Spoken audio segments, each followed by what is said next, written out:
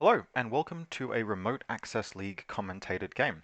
As a change of pace, this game will be going up both on my usual channel and in the Remote Access League channel. Whichever one you're viewing in, you'll be able to find a link to the other channel in the show notes.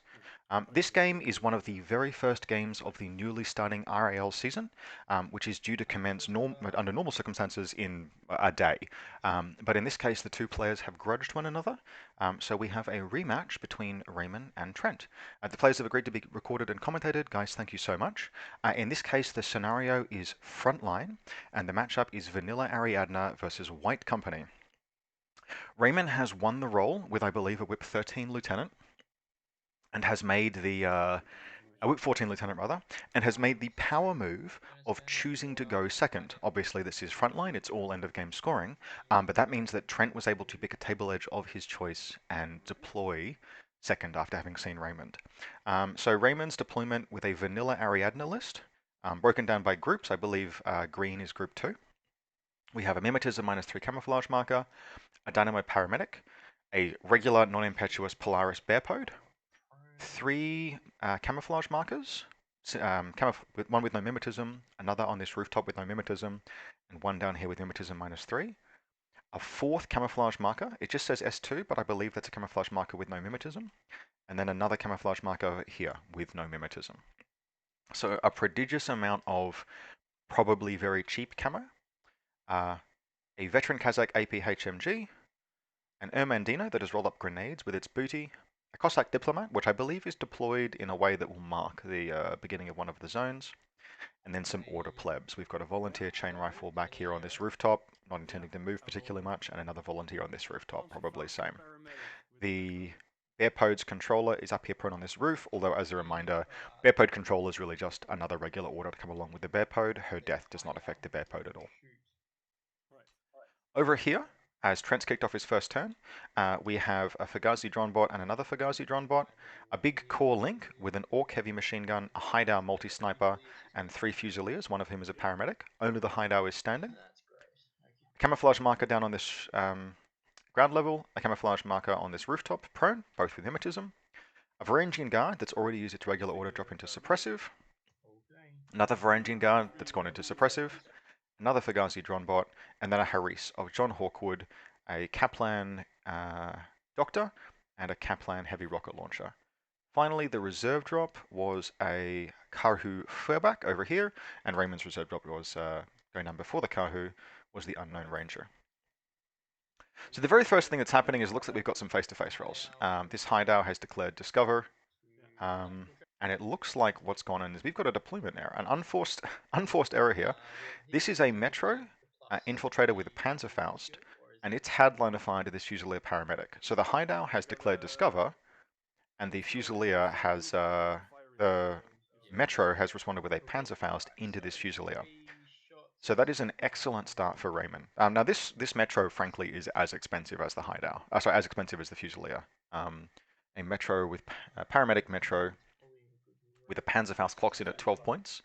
But this is pretty much forever reducing the efficiency of this this core link. It'll now be because that's the paramedic that went down. That'll be a core link of 4 for the rest of the game. There was really no reason for Trent to deploy the Fusilier there because he knew where Raymond's camouflage markers were. So this is what we call a light unforced error. How could we have done that differently? Well, the Fusilier could have been on ground level next to this ladder, or it could have been squidged up next to these 2 models. Although, I respect the decision to keep it away from these 2, because there is a high possibility somewhere of a missile launcher. Now, among other things, the Metros also survived. You might hear Raymond absolutely cackling even over the even over the light mute I've got them on. Having rolled, 12, 15, 16, 18, 20, and 20 for its saves. So it tanks through all 3 shots, thanks to its armor 1 and cover. So that's a high value. That's what we call a high value trade to start with there.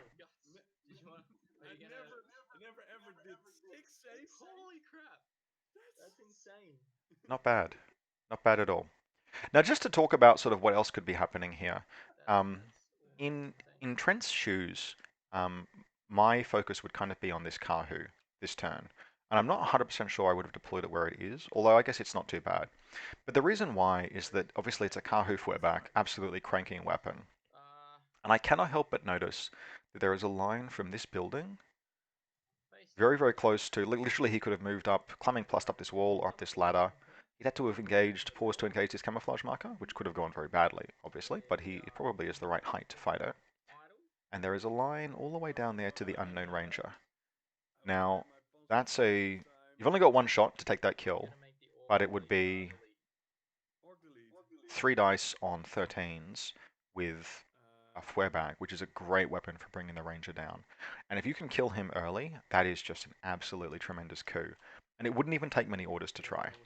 So I think Trent has, like, not missed an opportunity, but there was a chance here to make a bold play with the Kahu that he's sort of not taken in favor of a more conservative, I'll use the link, I'll clear these things off, I'll come back to it. And he also hasn't left himself many orders. There's a lot, so 2 orders dropped out of Combat Group 2, and then he immediately spent 2 orders to put the Varangians into Suppressive.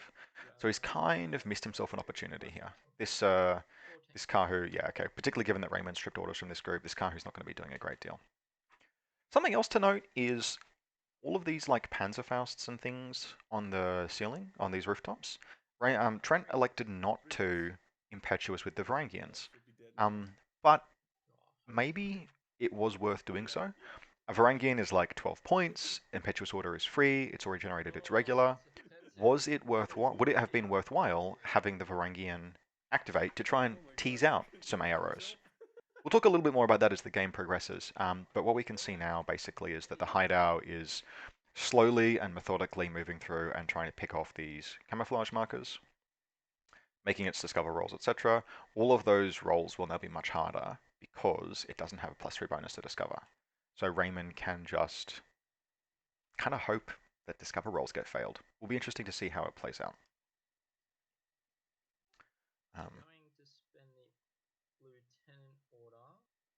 So the Kahu is activating here, using its NCO. Now when it advances and moves forward, we can come down to its line of fire. It's actually quite well protected. It will see this camouflage marker in the distance, but it can move around, and this camouflage marker here. So there are potentially 2 AROs here. Okay, so Raymond is electing to ARO, and a Metro is revealing. This is an interesting strategy that Raymond has, because in a sense, this is kind of like just worse Hacker's Lamb. Lower ballistic skill with a 10 on the Metros rather than 11 on Dalamis, and obviously like twice as expensive. But they're also regular, and vanilla Hacker's Lamb doesn't have like the unknown ranger. Like, there are many things that vanilla Hacker's Lamb does not have that Ariadna does, some of which I expect we will see as Raymond moves into his turn. That that do like you can accept weaknesses. You can play this kind of thing. You can take these metros. They can ablate the enemy's first turn, and you've got strengths that Hack-Islam, who nominally kind of do the same strategy but better, don't. So very interesting so far. So the Kahu's claim to kill with the NCO order. This is an awesome profile. White Company does not have access to Kahu in links. They can duo, I believe, but they can't Harris or core. But there's absolutely nothing wrong with a Kahu even unlinked. They also make excellent specialists. They're only whip 12, but with 6-2 move, Climbing Plus, and NCO on all of them, you can actually run quite a good list in in White Company, supported by, say, a Kahu engineer. Or even a fire team duo of Kahu engineer and paramedic if you are so inclined. So it will be interesting to see. Raymond is paying a harsher price than a Hack-Islam list would do to pull off this tactic. In that obviously these models that he's losing are more expensive, but they're accomplishing the same thing. I'm going to sneeze in a second. We'll just pause the recording. Woo. They're accomplishing the same thing, which is to take like 2 or 3 casualties and force your opponent to that's all they do in the first turn. You just have this blockade of camouflage markers, every one of which takes just a little longer to kill than a normal trooper. Um, so yeah, I mean, this Kahu's going to need a 9 to discover, and it looks like Raymond's just not AROing, which is totally reasonable. Now the Kahu gets it, which reveals this to be a Rookot. This is a fucking ballsy position for a Rookot with an SMG, and it's about to eat shit for its trouble. So I kind of like maybe question this Rookot being positioned out here, but I assume Raymond wanted to project the threat of 3 different things. Now let's see if it can make as many saves as that Metro did before it absolutely got obliterated. Nah, it can't. So Raymond will be down 3 regular orders at the beginning of his turn, and there's still kind of plenty of orders in Group 1 for Trent to make an attack with. Now what would he use as his attack pieces in this list? What do I think he's got? This is probably a Guilang Mine Layer. Based on the position of the camouflage markers, which means if it is, this thing just has a shotgun, which is not gonna set the world on fire, to be honest. So probably never mind that. Which really means it's this Harris. Now, Hawkwood is not the lieutenant in this list. I very strongly suspect it's this orc. I missed lieutenant rolls, which would have confirmed that via the whip roll, but we'll just lead to that. Yeah, okay. So the Harris is moving out. Now these are going to have 8 orders to spend. What we'll see is, do they have orders? Do they have targets opportunity rather? Because they could push like all the way up to here. This is probably a Libertos with a mine. Fight the Libertos, faff around a bunch, and then gunfight the Unknown Ranger, which is actually not the best face-to-face roll. Hawkwood has Mimetism, but the Unknown Ranger has Mimetism and an MSV1. Hawkwood does, however, have a K1 weapon, which is very nice for fighting the Armor Far 4 Unknown Ranger. But we'll see. So he's certainly got plenty of orders to prosecute sort of a supplementary offense. I suspect in Raymond's case, he's kind of wishing that there were like a couple more orders that had survived. Although realistically, it's only 3 models down. But yeah, I think this Rockot that was standing. Hard to eyeball the terrain exactly, but maybe it should have been like prone here or here or here, or just not quite as standing up. If we do a quick check, yeah, so just looking at like Raymond's list now, yeah, so he had maximum availability of metros, and then the Rockots are availability 3, but there's no infiltration Rockot profile that has a that's got a weapon like a Panzerfaust. So if you want to do this, you're really doing it with metros. The volunteers can do it as well, but they start getting very expensive. Their best option is a grenade launcher, which does not have positive range bands, and I think Raymond's chosen well with just his 2 metros as the ablative pieces here. I believe so, yeah, because he's prone, but her base is on the edge, and you can see from the edge clearly your dogback. So you can just do as many So they're patrols. just, yep, line of fire to this camouflage marker, but my money suggests that's a Libertos with a mine. And if we can have a quick look at Raymond's list, yes, he includes a list. So this is a Libertos and a mine. That kind of leaves the only surprises as this camouflage marker. But given that we have not seen another Whip 14 model, that suggests that this is a Tank Hunter Lieutenant, which I would not have known without looking at Raymond's list, actually, because Whip 14 Lieutenant in Ariadna typically means Vasily, or Vasily, which we wouldn't see, or Colonel Voronin, which we would. There's no Colonel Voronin. There's also no other Whip 14 models, kind of, unless a veteran Kazakh is Whip 14. It is. Okay, so the veteran Kazakh potentially could also be the lieutenant. So if I was in Trent's shoes, actually, I would be assuming that this vet Kazakh is the lieutenant. But looking at Raymond's list, I know that actually it's this camouflage marker, which is a generic Tank Hunter LT, which I suspect will, during Raymond's turn, use his lieutenant order to crawl up to here, and then probably do nothing else, No, you're flat, and just so be points in the zone. But all we'll see. right. Okay, so the Guilang is moving forward. Can it see the veteran Kazakh? Is that just line of fire? It must stay. It must be prone. It must still be prone. Spend another order and camo him back up. Okay. I was gonna say like it would get shot by the unknown ranger and the red Kazakh. So that's two orders, which says to me that He's Trent got 5 orders kinda left. doesn't have an offensive plan here. He doesn't have like a door kicking play. Cool. Um, So 4, 4, which should probably have been to move this link all the way up here, 4. kill the Libertos with uh, Got to be your close boy to John this. Hawkwood, Oh, now. which like is not necessarily straightforward, but any damage Lord Hawkwood takes, 2 repair more it with the in Doctor, the house. and then fight the Unknown Ranger. The Unknown Ranger fight is a little sketch, but like you have to do something. You've got to establish some tempo because Raymond has very visibly sacrificed a lot of tempo in order to have the scoring advantage on the final turn. So you need to put the boot in to an Rocket extent. launcher, the link leader. Mm-hmm. Just taking a really quick look, are there any like plunging fire opportunities or anything? No, I don't think so. Maybe if the Kahu had gotten all the way up here, it could have fought the Vet Kazakh, but Nah. Any arrows to that before I that's pull way back? too many orders that he did not have, particularly after the Kahu had orders stripped. Let's So see.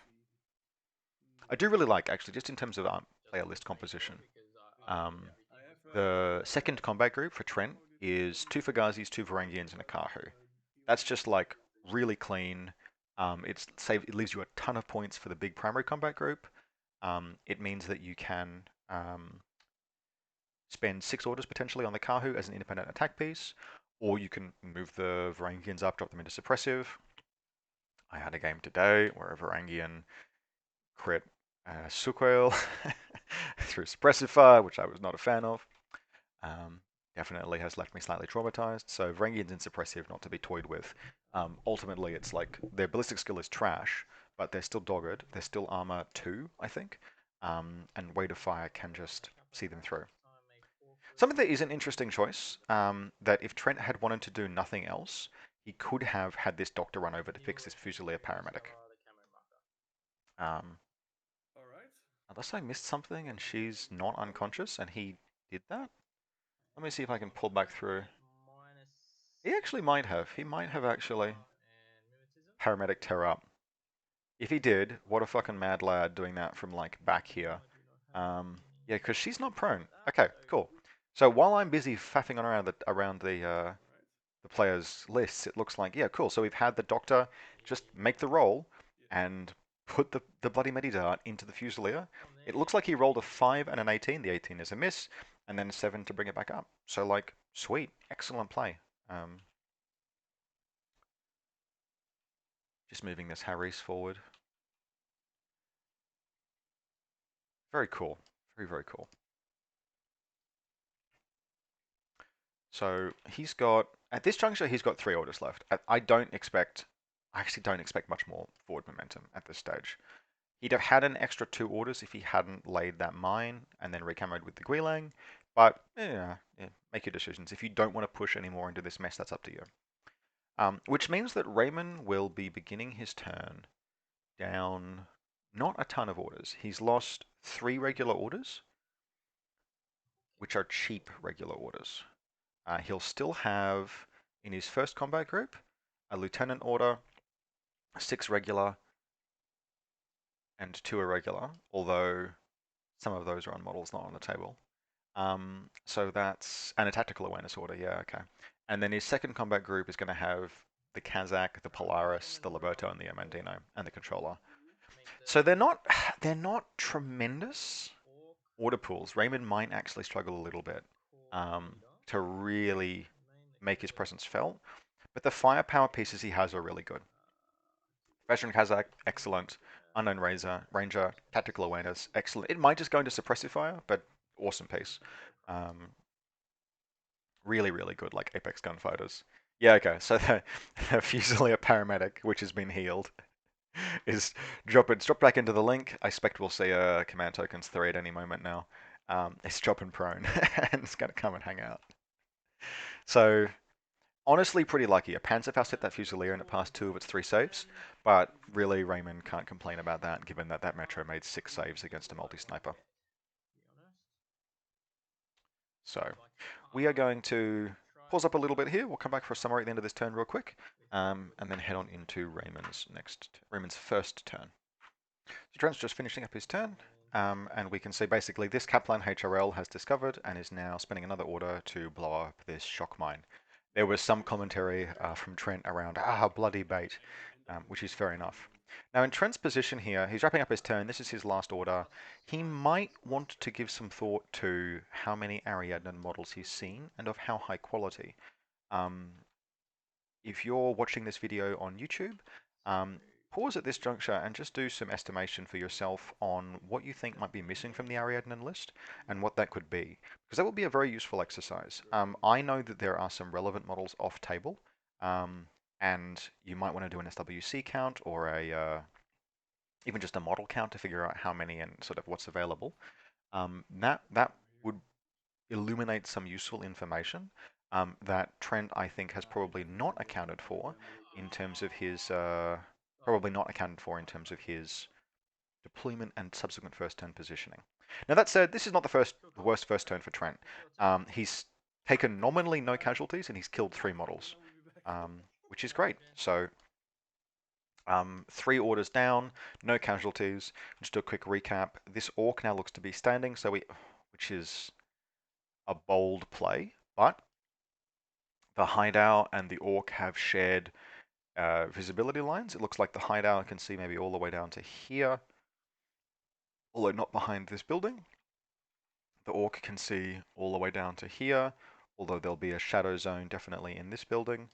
And kind of nothing can see back here. Possibly the paramedic is meant to be able to, but it looks like I think it's white. It's actually not particularly clear whether it's white or black is the forward. It seems to be inconsistent. If this paramedic has a line down to here, if she's facing this direction towards the back of the deployment zone, that's excellent. But Kahu facing forward, etc. This Varangian looks like he's got a bit of a line, which is really good. This Varangian's got a bit of a line down to here. So this is not the worst defended position. This is probably pretty okay. But we'll see. We'll see what Raymond does with it. And then of course Raymond for his hasn't done his order count. Yeah, so Raymond's order count looks like this at this stage, which is pretty anemic. We'll see what he accomplishes. So we've got what looks like a decision to use no impetuous orders, or impetuous activations, which I think is probably pretty sensible. This Ermandino would be in line of fire of this hideout, which is very bad news.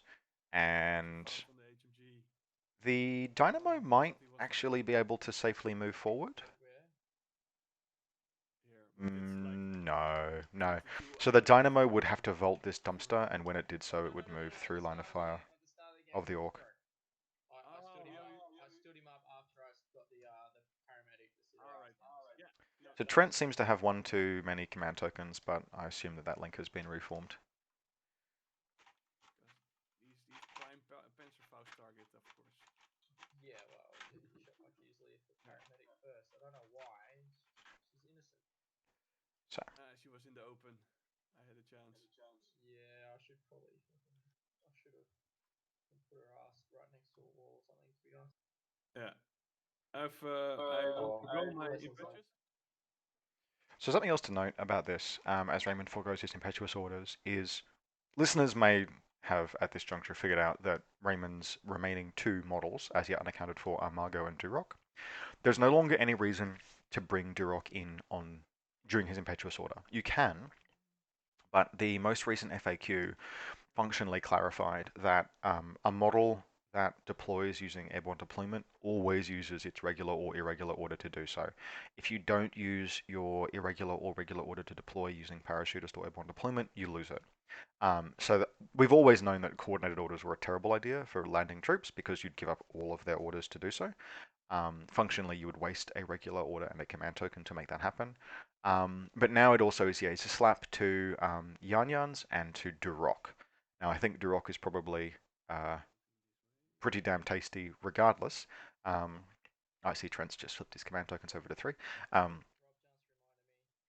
But Yeah, the presence of Duroc is no longer telegraphed in the impetuous phase, which means that there's no longer an incentive to bring him on. So I saw Raymond's cursor hovering hovering over this back table edge. In his shoes, I would be thinking about um, where to bring on uh, Margot before I thought about where to bring on Duroc, actually. Um,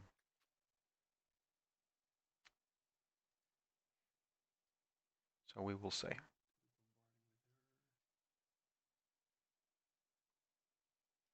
Margot coming on here would have to fight a Fusilier, but could fight the Fusilier.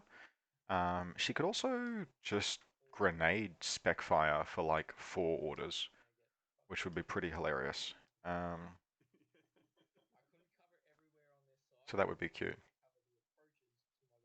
Yeah, Trent is noting that he has determined that there is a Margot and a Duroc, which is why we have this Varangian in suppressive, etc. All right. So, yep. All right. Duroc is coming on.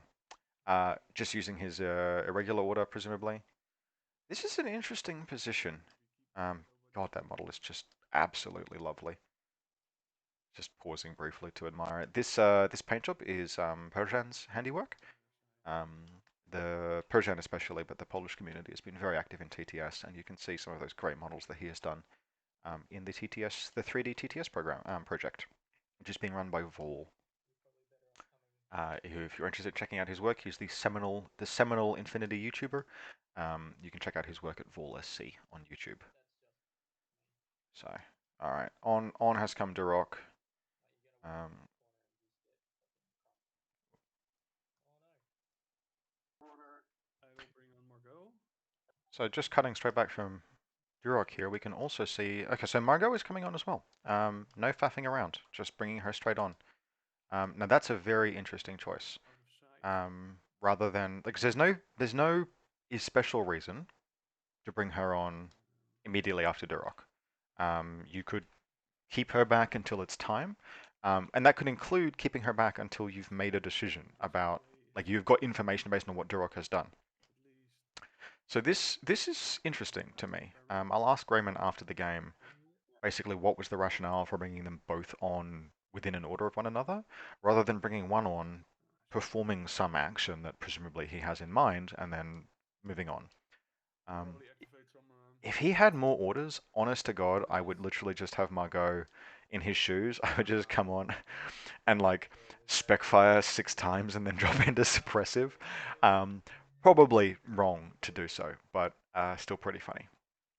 So Fugazi number Now, one. I think Raymond has cottoned on to the fact that there are no. Now that he's actually. And no, not cottoned on, he knows. This Guilang, having revealed itself, has confirmed that there are no hacking arrows, which means that Margot is not going to be susceptible to a spotlight arrow through these Fugazi repeaters. Like, not that necessarily is a problem for her, although it does definitely suck, particularly if she was going to get, say, spotlit and then fought this Fusilier. Um, but as is, he's been able to confirm there are no hackers in this decap list that Trent is playing. So while they're just resolving these, we can make some sort of speculations as to the plays that they might make. Mungo's in a great position to spec fire, which is fair enough, Grenade launcher. and she's going straight on with that. Um, Alright.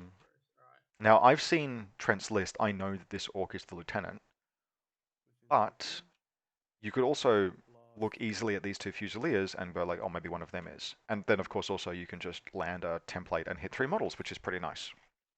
Now, the grenade really can't can't kill these two in one go, unless something absolutely egregious happens with a crit. I got a ballistic skill of 14 with -6 progressive We'll let Raymond resolve this. so I'm firing on 8s. So the shot hits on a 1. So Orc is dodging on. Now, these models won't have any penalty because they're in a link with 6th Sense. So Orc's got a pretty good chance to dodge this, does on a 7. The hideout's going to need like a 12. And 11, low fizz. The real money is the Fusilier Paramedic. The hideout passes. So this is the one I think Raymond really wants, is the Fusilier. Because if he can bring this link back down to 4, face-to-face rolls become much nicer with this core. So she fails.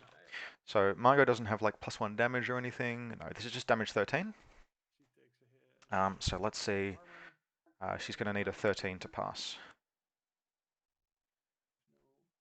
No. No, so we have an unconscious Fusilier paramedic. She's unconscious again. Very nice. Very nice use of speculative fire. This link is now. I don't think the link is broken because the Orc seems to be the core leader, but dropping it down to 4 models means that, well, I mean, if he wanted to stand up and take a face-to-face roll with this veteran Kazakh, he could. If he wanted to move the unknown ranger up and engage the Orc, don't love that range, but he could. Although, mind you, I think the unknown ranger is in the same group as Margot and Durok. But if the unknown ranger, for example, wanted to come up to like here, there's Kaplan's there, never mind. He's crawling up. Really, it would be the vet Kazakh moving up. He'd have to crawl along here and then stand and engage the hideout, which I don't think he's running out to do. That would be 4 dice 13s to 2 dice 13s. Oh no, the hideout has dropped prone and away with its dodge movement. Very interesting.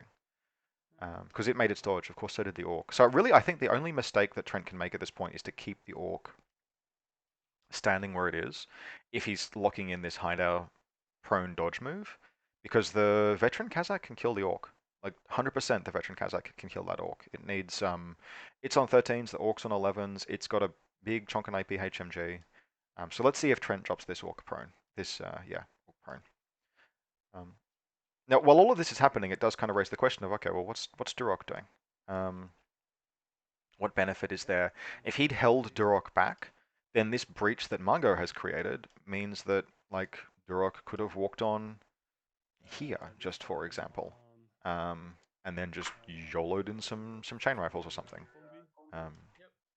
So another spec fire. So again, this is really cool. I actually really like this. This is great use of the play. Margot's excellent ballistic skill of 14 means she hits on 8s, which is not amazing. But he can spend these orders to do this. It just okay. So what's Durok doing? Why does Durok need to be here? Why did you bring Durok on first? All right. So Raymond misses the spec fire on this one on a 15. Can't hit them all. And there's just going to be some dodges and stuff, I imagine. So if we look at Raymond's order pool, it's depleting pretty quickly, and it is kind of like this is the not the problem with Margot and Durok, but because they are 2 orders off the table, and they are 2 orders off the table now. Like there's not like Durok brings himself on for free. This kind of a play is going to eat through his order pool very, very fast. I assume he's going to try and go into suppressive fire. All right, let's see. This is a 4 to hit, which is quite nice. So these Fusiliers have got a good chance of taking some casualties here. So one of them passes its dodge on an 8, and the other one, let's see how it does. Also an 8. Okay. Why? What's he doing? Armor 1? Is the link broken? Hey guys, sorry, just jumping in. Weren't those successful dodges? You get a -3, right? Not if the link is still 4 members. Oh, right, 6 cents. Well, it didn't matter because he made his armor saves. Yep. Cool. I mean, I could be wrong about what 6 cents is. Let's have a look. Open up to the Infinity Wiki. But I believe 6 cents still lets you have that bonus. Test your assumptions, though. Oh, Wiki of the Lake, tell me your secrets. 6 cents. Troopers with this special skill have an uncanny ability to blah blah blah. Allows users to respond to attacks outside the line of fire. Allows users to ignore surprise attack mods. I don't think 6 cents lets you. Gentlemen, I'm just jumping back in. I don't think 6 cents lets you ignore the -3 to dodge things from outside your line of fire anymore. I'm looking at the rule now, and it doesn't seem to be present. You ignore surprise attack. Sorry, no. If the user declares dodge, no negative mods are applied, except if you're immobilized. Everything is well.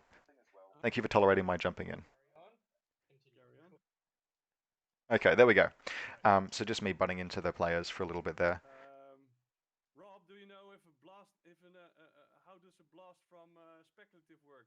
Does it come from above, so that everything under it, or does it go to the floor? A blast has a center point, and the blast emanates from that center point. All right. And it emanates in an explosion, typically from the floor. So, for example, if you want to hit this Kaplan and Hawkwood, it'll be very challenging to also hit the Kaplan HRL. Yeah. We could try. Okay, so some more spec fire. Okay, cool. We learned some things. It's really useful to test those assumptions, as much as it's like me faffing around trying to figure things out. Yeah, I don't think Raymond can. It'd be really challenging to get all three of these models in one hit. Um, so yeah, as much as I had to jump into the players and have a chat to them then, um, They'll dodge. really useful to test those assumptions. There are a lot of rules in N3 that are like maybe very subtly different, and the community's figured most of them out so far. But always check. So I think this is Raymond's last regular order, maybe his second last, and this irregular order belongs to the Unknown Ranger and his tactical awareness. So Margot's not doing any more. So it looks like Duroc is being brought on here purely so that Raymond has the impetuous and irregular order in subsequent turns. And if a model that is impetuous that begins its order in the enemy deployment zone or reaches the enemy deployment zone can activate for free. Um, Still one in so the group. if we look at what Raymond has accomplished here Okay. with all of the orders available to him, so far he's killed a paramedic, which is like maybe not the best thing in the world. Yeah. Um, I'll fire on Hawkwood and again. he's spec firing again. Yeah. So It's still on the. killing the doctor would be really nice, Yep. but I can't help but feel that Okay. once this Overwatch was suppressed, it might just have been better. Yeah. Specfire is Specfire is like a bit like guided missiles as an attack. It's safe in the sense that there's no risk he's taking here, but I don't know if Margot's like a Varangian is presumably just going to come and kill her next turn All right. because Raymond's only done All right. one casualty. Now, all things considered, I think Raymond is in a pretty good position for someone who made the absolute YOLO play of straight up choosing to go second. I think having seen how his turn played out, it's possible that he could have maybe had like one more order going into this turn if he'd been like a little more conservative with a Rokot. But then on the other hand, maybe if that Rokot had been um, not deployed as conservatively, then I miss. You miss anyway. All right. like Raymond Trent would have been in a position to push forward and attack. I think Raymond just spent a tactical awareness order, but let's have a quick look at his. Yeah, I'm not sure where Raymond is getting that last order from, but that's okay. He may have accidentally converted an Unknown Ranger's tactical awareness order. Gonna put an order in the veteran Kazakh. Okay, so Vet Kazakh's in group 2, and this I like. This is almost something that you should have made the argument for doing as soon as this position was established. So like as soon as the Orc stayed standing and the hideout dropped prone, you could easily have made the argument that it was time for the Vet Kazakh to stand up and crank this Orc. Not least because if he dropped the Orc unconscious, then Spec Fire against the Link becomes more effective, which is pretty cool. Um, So we're both in good because range. then they lose 6 cents, and those shots that, well, actually we know that Trent just tanked his armor rolls, but No. No, it's 14. Yep. so yeah, they're having a fight here. Ah, screw your mimetism. So I'm two This is shots pretty away. good for the veteran Kazakh. This is the kind of firefight that it wants. It's dropped the Orcs Link bonuses down. But This is still 13s versus 11s. But we've got a 9 there, 10. So better than I the am. Orc wins, but this won't kill the vet Kazakh.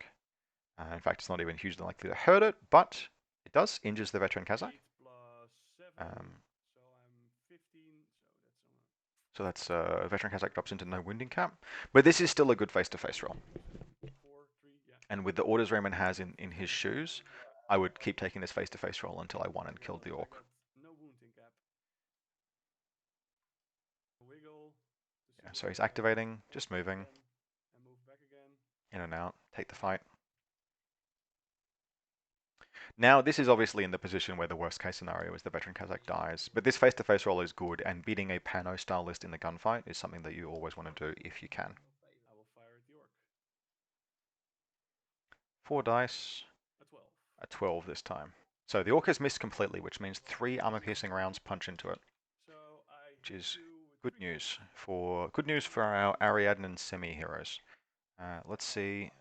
So the orc's going to be down to armor 2 because the armor-piercing rounds. So there's actually a pretty solid chance it drops unconscious here. We'll see what happens. Passes 2 of its 3 rolls. Now in Trent's position here, please just drop prone, because that's his lieutenant. But Alright. we'll see what. Yeah, okay. Orc's failing its guts and just GTFOing, which means that its order will still be intact, and Trent will not have a turn lost lieutenant. This was ballsy. Like this was very ballsy having this orc stand, and stay standing. Like I know it's linked and I know it's Pan-Oceanian, but the risk there was high. Now, in Raymond's shoes, he probably should have had this veteran Kazakh drop prone on that second movement, but has to spend the order now, and he'll do so. And he will So with just 2 irregulars, he's got the Liberto and the Amandino. We'll see if those models do purple anything. camo, which is probably a mine, but Yeah, and he's making the Discover roll against the mine, The camo just to avoid wasting his, yeah. his shot skill. Here we go. So yeah. All right. So there'll be some vague movement I expect here. But what's Raymond accomplished with his turn? Well, he hasn't lost anything, although a wound on the veteran Kazakh is pretty bad. But he has dropped this Fusilier unconscious and wounded the orc. Now, Trent is going to have full bottle of orders. Duroc, I think, is in a pretty hard position to fight, which is good. Not really sure what Trent does apart from bottle Duroc up. But otherwise, Trent's got. But basically, he's. It's not that he's defanged anything, but that he's now dealing with known variables. So Trent will be able to play his turn. Yeah, okay, cool. He's down one, literally down just 1 order. Fantastic. He can engage Margot and he can engage Margot and Duroc and the Ariadne force on his terms, and he has a whole turn to do so, and then a final whole turn to crank into the midfield basically and occupy space. So in this turn, ideally, what Trent wants to do is the hammer blow. He's seen 15 troops at this stage. He can be sure that there are no more truly nasty surprises. He also knows that this camouflage marker is a Libertos, which means that, like at this juncture, you've seen the entire Ariadne force. This looks like a hash with wound markers and unconscious markers, but really it's not. This fire team is in a great position. They'll have to pull back, but like Hawkwood here will just kill Margot straight up dead really easily. Unless that's within 8, but anyway. A Varangian can do the same. If the Varangian just like runs around here and fights Margot. Duroc is a little trickier, but you can also button Duroc up. This Varangian is still in suppressive fire. If Duroc makes a run, honestly, I kind of question this positioning, just very, very slightly. Duroc might be hard to kill, and he also has a bunch of points in the zone for when the game ends. But I feel like his presence here is presenting just a few too many options. Is there anything else? Could he have come on here and chain rifled this Kaplan? I mean, yes, but you know. Yeah. It may. It. I'm sympathetic to the idea that it was right to bring Duroc on so that you have his orders in subsequent turns, actually. To be honest, I think that's not the worst idea. I almost wonder if you should have just brought him on next to Margot and just be like, yep, it's the bodyguard. You want to fight Margot, you got to fight the wolf. That's probably too risky. You start seeing chain rifles and stuff, particularly since Margot is not in cover. So I think Raymond's plan remains endure and in enduring grow strong. But really, yeah, he hasn't done the damage that he wanted. And that's not surprising, right? Like, we can hear Raymond in the background saying, oh, it's surprising I didn't do more damage. But Raymond fired 5 individual shots on 8s, Yeah. and he hit 2 of them, and one of them, the people that he fired at dodged or made their saves. That's actually almost perfectly average. Now, averages do not actually work that way because the first shot was successful and subsequent shots are not influenced by the first shot. We would be deep in the gambler's fallacy if we said, oh, you stop spec firing once you kill the Fusilier paramedic because you're not going to get any more out of it.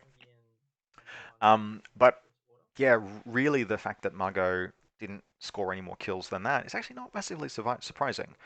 And it's kind of like, okay, cool, well, she didn't score any more kills, so I wish slightly she'd come on here. She could have scored all of the same kills. That's still almost certainly a 24-inch range grenade, and she'd have been able to fight this Varangian from like here. You will move towards me. Okay, they're doing impetuous wrong. Guys, you're doing impetuous wrong. The Varangian goes towards the deployment zone unless it can reach melee in that movement. Unless we can. That's what I thought. That's what I thought. Sorry. Basically, I return to the shadows. thanks, Rob. You don't have to return to the shadows. You're a welcome person. I'm also talking like a mile a minute, and you guys would not be able to hear yourselves. All right, cool, cool. All right, So, I'm gonna spend a regular yeah, order. so the Varangian will just move, I assume, to do this movement. Yeah, so the Varangian, just again, even though Margot is in zone of control, that was an old N3 rule. A lot of people have hung on to it, actually. The idea that you impetuous towards an enemy if it's in your zone of control or if it's the closest or something. No, impetuous troops move towards the enemy deployment zone, and we know now that they move by functionally the most efficient path they can find. Um, that's some interpretation there because the actual wording is that you have to end as close to the enemy deployment zone and as far from your starting position as possible.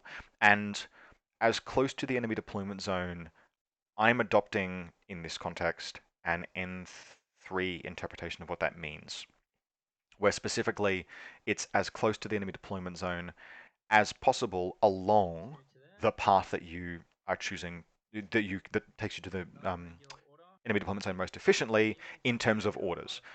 So what that means is it's not strict point-to-point measuring as the crow flies. It's if you have to move to the left a little bit and then forward a little bit and to the left a little bit, it's as efficient a use of orders along that path.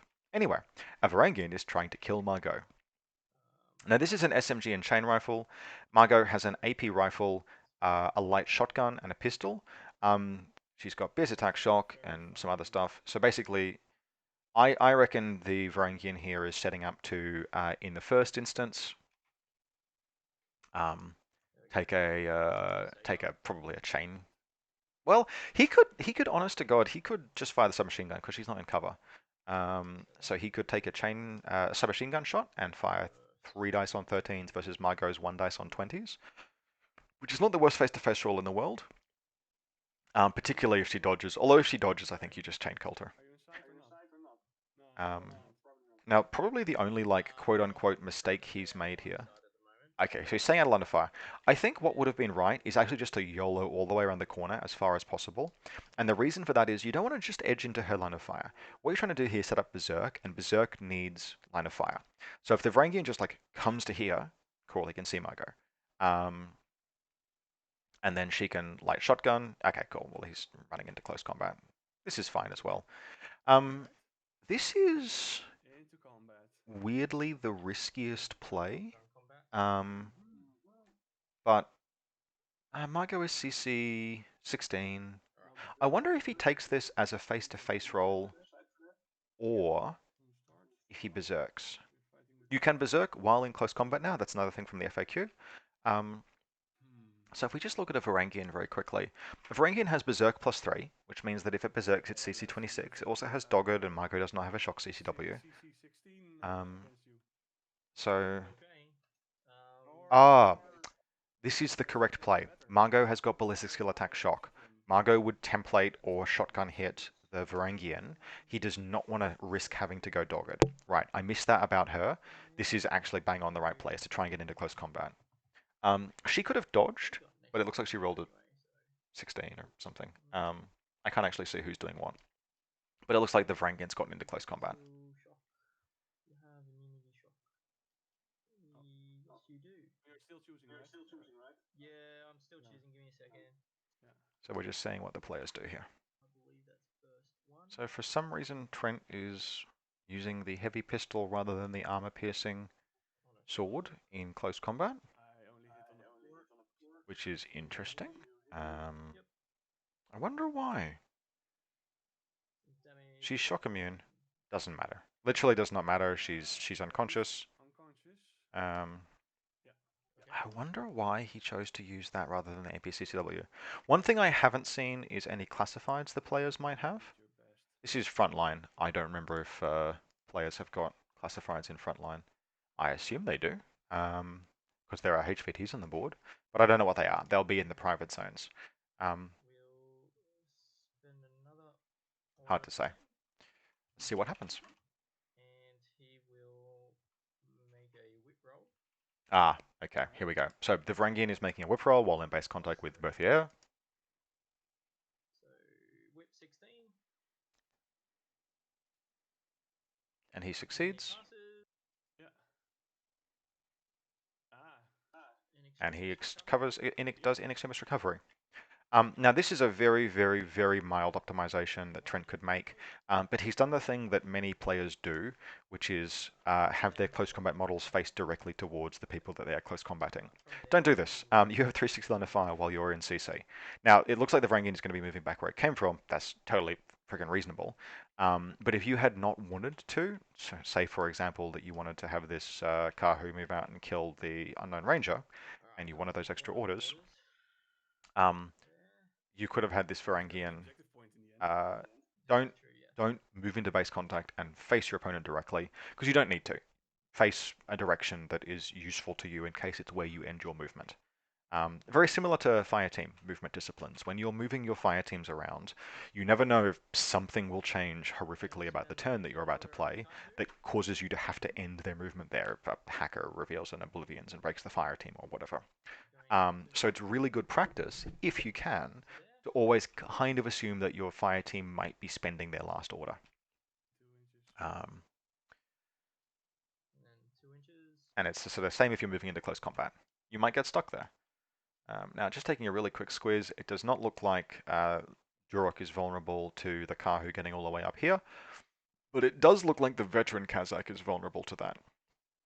And that is if the Kahu gets up here with its climbing plus, that I don't think Raymond will ever dislodge it. Particularly if it decides to just drop prone and take shots only an active turn. I don't think he's ever getting it off of this rooftop. Good news though, Trent is not trying to get up onto the rooftop. Yeah, everyone is laying down, so. I very lightly question what he's doing here. I assume something. Doesn't have to kill Margot. Looks like he's just setting up as an ARO. For the rest of his turn.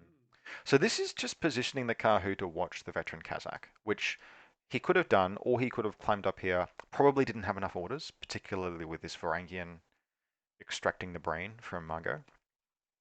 But with, I think he would have needed 2 more orders. He could have moved up here and taken a face-to-face roll with the vet Kazakh, which would have been 3 dice 13s to 1 dice 10s, which is a really very good face-to-face roll. In much the same way that the vet Kazakh had a good face-to-face roll against the Orc.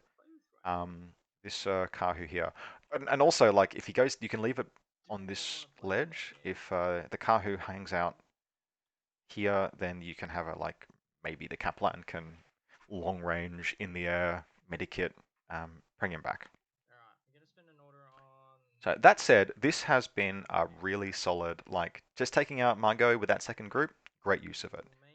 And something I actually really like, something, I mean, I mentioned this before, but I really like actually how both these players and how players in general now are kind of figuring out what their second combat group looks like. So in this list, we've got a second combat group of Kahu, 2 Fugazi, 2 Varangians. 6 orders in that group if you need them. Good utility, good maneuverability, just great. Just a wonderful pool that leaves 10 orders free for this Harris. Almost actually, and the Guilang. I think if there's one criticism I would make of Trent's list, it's that the first combat group doesn't really have any independent attack pieces. It's got a 3-man Harris, a 5-man core, a lone Fugazi, and a Guilang. I almost want like First movement. one other thing, like one of the Varangians or something in that list, so that if you want to just spend 10 points on a Crazy Fool to go and trade, you can. But just like that's a nice second combat group. And in Raymond's case, you've got a second combat group that is the veteran Kazakh, great, the Polaris team, the Libertos and the Amandino. So what that shows is that the Kazakh is actually like it's a fire support piece. You're not Ramboing with the Kazakh. You're standing up to take gunfights when there's a gunfight to be taken. And that's excellent. That's the kind of thing like people are writing lists now that do that with tags, where you have a secondary combat group that's like 4 regular and an irregular order, one of which is a tag, and then it's got tactical awareness. That's still 6 orders on a multi-HMG, which if your opponent has like a link out, you can move, you can fight the link, you can try and like, force that riot core missile launcher or whatever. You can take face-to-face rolls until you get a kill, or force a model down, and then you leave your first combat group for the pieces that need more orders to attack. Um, and so we're like some months now, many months now into what is time? I can't remember. When did N4 come out? September last year? Doesn't feel like it feels like it's been longer than that. Anyway, um, we are long enough now into this edition that people are kind of like figuring out what 15 troops as a restriction means and how to really like build a list that's good. Now, I would observe not seeing a ton of 14 model lists, but sometimes I'm seeing like 14 and a war core, or 10 and a war core. And actually, like, it's weird that I like that. The Ariadne list I played today had a war core in it, and there were some pieces in that list that were just like really good. Um, so, all right, the Libertos, the Libertos is being styled on. So Hawkwood's moving up to see this Libertos. I wonder what it will do. Because Hawkwood obviously has got like some stats and no wounding camp and shock immunity. Um, yeah, armor 3, BTS 6. I mean, like if you have to, you let it discover him. Yeah, Hawkwood's probably taking that fight with his multi pistol. In fact, uh, or his nanopulsar. Um, in fact, if Trent is sensible, that's not a fight you take with a K1 marksman rifle against the Libertos. So yeah, it looks like Hawkwood is moving up here to take this gunfight against this unknown ranger. Oh, also something from Raymond's turn. No order spent on this camouflage marker, which we know is the lieutenant. Um, it's possible that it will be. Raymond may have a better idea of his deployment zones than I do.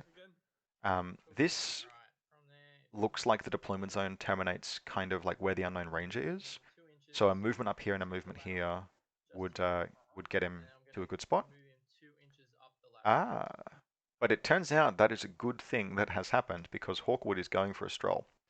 So what we're doing here is we are seizing this. This is the Kaplan team is seizing the high ground. Trent, I think that's through line of fire at the Libertos. Where I will see you go. Well, like this is going to be a tasty shotgun. Oh dear. With the camo. This blue Yep. camo. Yeah, okay. Yeah, that's going to be a spicy shotgun. So I see you go.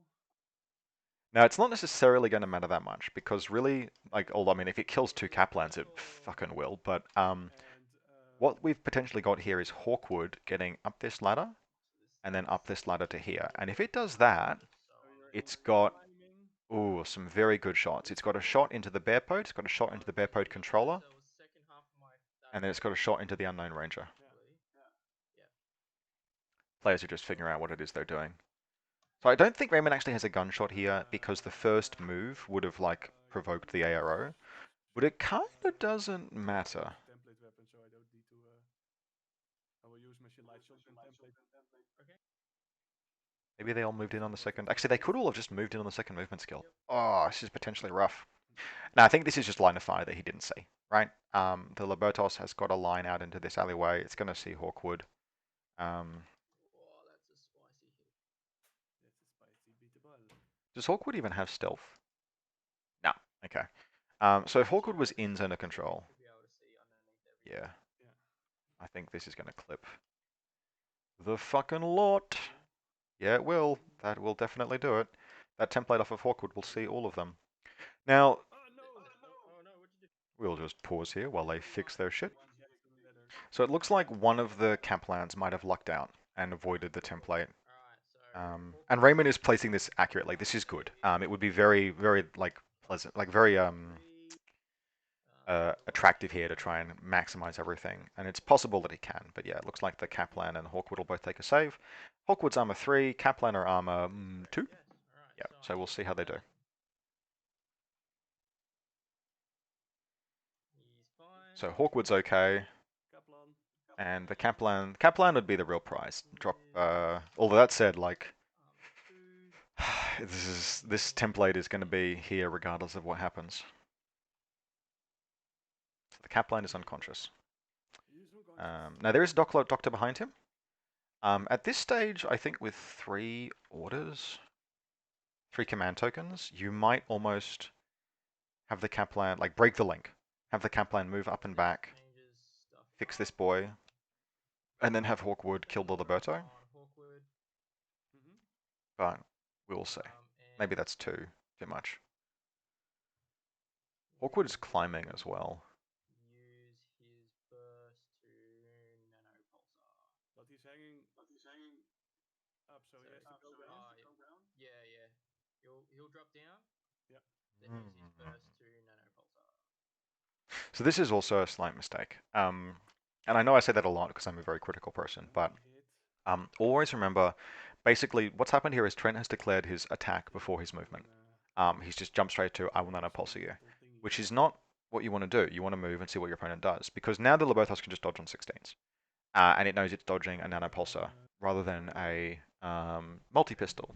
Whereas if Hawkwood had moved first, even back to a position where I can see the Libertos, then the Libertos probably shotguns, or place a mine. Okay. But like, you don't want to give your opponent that information if you can avoid it. Now, as it happens, Ringman has just been like, I don't care about your nanopulsar. I'm going to lay a mine because the mine threatens this Kaplan Doctor. But if the Libertos passes one of these 2, that's actually like nasty AF. And he does, goes dogged. So now this mine, if it's triggered, will hit all of these models. And the Libertos can keep placing them. I love Libertos. Have I mentioned that? They just do this sometimes. They're just like, yep, I don't give a fuck. I do not respect anything you have to do. Now, there are enough orders in this team to like, you really want to just make this happen again. That mine goes off. There's almost a case to be made for this Kaplan Doctor. Break the leg, Kaplan Doctor activates. And then you use like your guts rolls to get to safety. Harris. But, yep, okay. So, let's see what happens. Making the Kaplan the link leader. So the Doctor is becoming the Link. The Link Spearhead, Link Leader. You just run away from the fish at this point. She will move into base-to-base contact with. Okay, all right. She's moving up to touch this Kaplan HRL, The rocket launcher. which is going to trigger a mine, And right? Like, I imagine it's just going to. Which means that all of these models are gonna absolutely cop a claymore to the ghoulies. Let's see how this proceeds. How exciting. So the Libertos should just shotgun Hawkwood again, right? That's just the play here. Okay. Yep, so here comes the shotgun from the Libertos. Can the Kaplan see? So this is dodge territory, right? Like, the Kaplan really should have just gotten the fuck out rather than trying to fix this Kaplan HRL. Have to be on Hawkwood's. So this Libertos is potentially going to kill Alright, we're gonna dodge. anything from So the mine. 91 to One will go on the mine. 50 points, Do I the think, is shooting within the against Libertos' kill range. But let's see how the dodge rolls pan out. Hawkwood. So we have a fail from Hawkwood, who's pretty unlikely to die, 25% chance, but Shots, but he passes against the mine. Because he dodges on a. He's on a 14, so bypass the mine, but he gets hit by the Libertos. I don't know what this 14 roll that Karabay has done is. Yep. Looks like not a template. Okay, Got it. so All right, yeah, that's fine. Yeah. Yeah, so he takes a hit from the Libertos, damage 13, armor 3. So Two hits. I think they're doing math wrong. Sorry. Oh, 2 hits. Yep. Tracking. Good. I have no idea what they're doing here. Wound. Yep. He's no wound in case. Yeah. That Libertos does not have. He So I think there's an erroneous assumption that 14 was a crit, laying down. Yeah.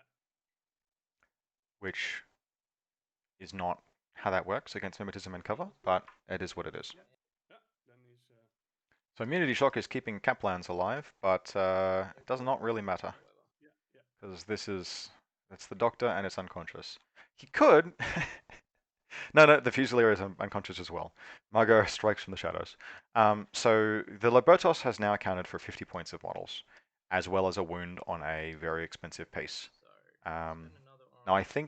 I think they calculated that crit on All right. Hawkwood incorrectly, but like that was spicy AF. And this Libertos is probably like it can just keep templating Hawkwood now.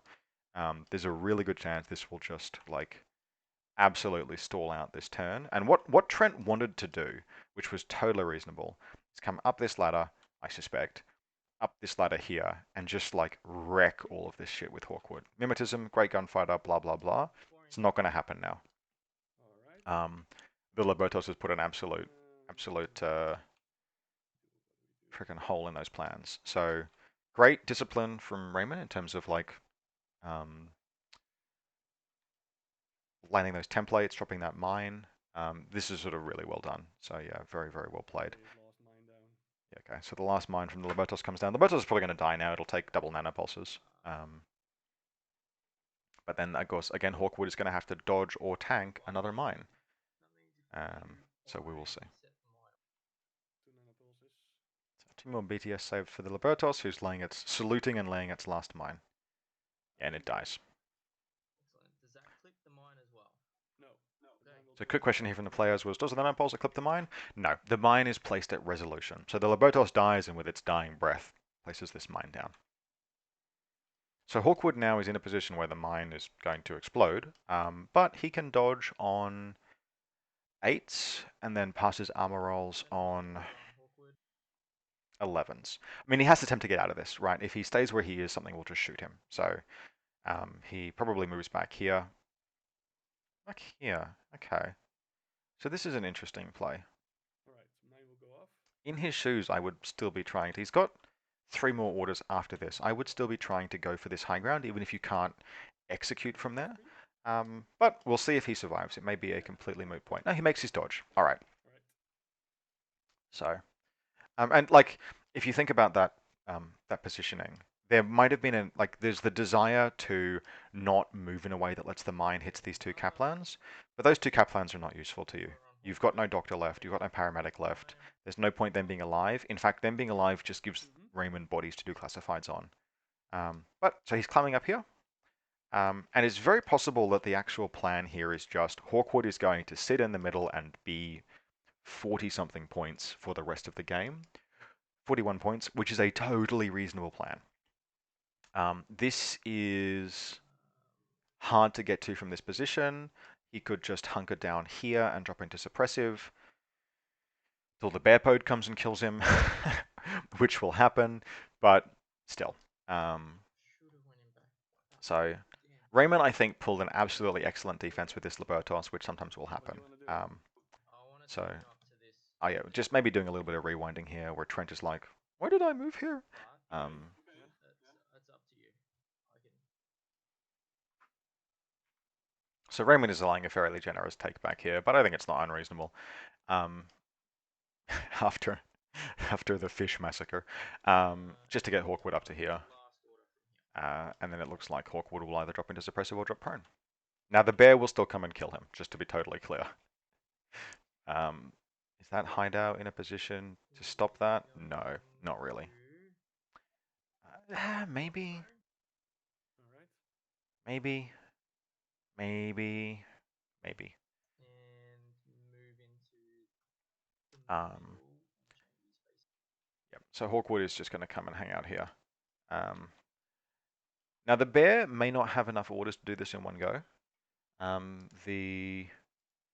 The bear pod is now in a team with 3 regular and 1 irregular order. And I think Raymond is going to want to move that bear pod forward at some juncture, but he also doesn't have any command tokens, so it might be a bit of a challenge. So it looks like Hawkwood is now just like operation points in zone. Right. It's actually really challenging to tell on this in TTS because like the dimensions are not quite the same. But for my money, he's in the middle zone.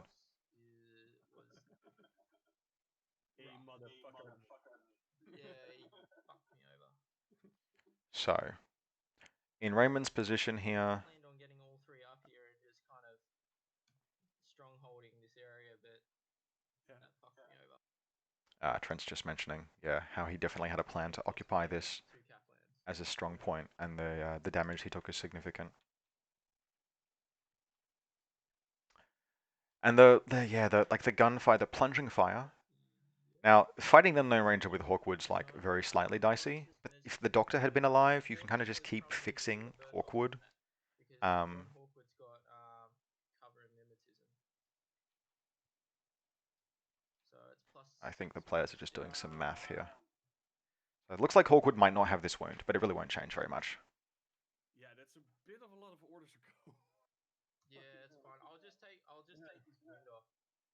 Oh no, hang on. No, I'm not fine with that. You know what? Tracking. There are 3 orders that I would have done other stuff. Yeah, that's fine. No, I'm not All going good. back Don't to worry that. about All it. right. 10. So in this instance, Raymond has asked that the wound not be taken off of Hawkwood. So what had happened here is there's a 14 somewhere here that had been the Lobotos versus Hawkwood, which the players had assumed was a crit. The Hawkwood having dodged on a 2, but it's actually a miss. The Lobotos needed 11s. And there were a bunch of decisions that got made by Raymond subsequently, in the vein of putting down the mine, etc., that I think were dependent on the fact that this wound was on Hawkwood.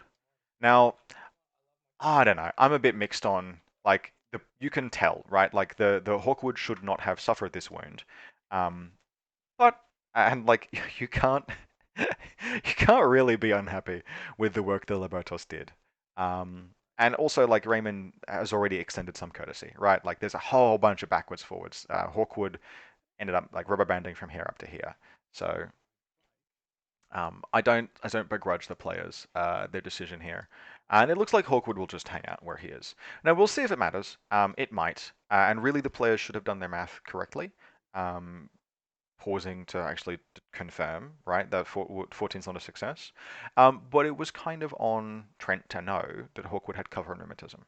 So much of a muchness. I don't think we'll see if the game is really materially affected by it. Um, we've got some forward movement here with the dynamo, but yeah, just an interesting decision. I'm not sure what I would do in this position. I wasn't playing from where Raymond was. I don't know if I would have changed what I did with the Libertos. I don't know if I feel like it would have massively materially impacted the turn. I don't know if I would just be freaking happy with the fact that Libertos killed 50 points of models. But I respect his decision here, basically to say, hey, listen, it happened 5 orders ago. We mathed it out. Can we please leave it? So Dynamo impetuousing forward, which is pretty nice. Looks like a impetuous move, having come up and over here. And because of all of the gunfighting, this Link team is down. The Dynamo can indeed move forward. Now it could feasibly come in after Hawkwood.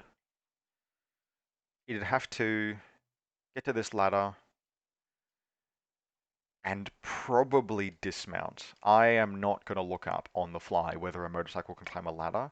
I am just going to assume that motorcycles can't climb ladders. In which case, what you'd probably do is you'd move the dynamo to here, you'd lay some mines just to be as annoying as possible, and then begin to climb with the boarding shotgun, and hope to lay down a double boarding shotgun hit over Hawkwood. That's actually a pretty good option. The dynamo is in Raymond's first combat group, so it's got a fair few orders. And I think if he's not planning on spending orders on Durok, which he might not be, because if Durok moves, it's just walking into suppressive fire. That Dynamo's not a bad attack run on Hawkwood. We shall see.